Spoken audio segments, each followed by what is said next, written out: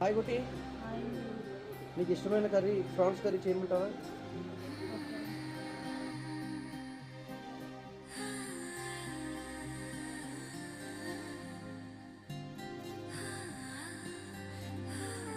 ఏదేదో పలికి నా పెదవుల మౌనం నీ పేరే పిలిచేనులే.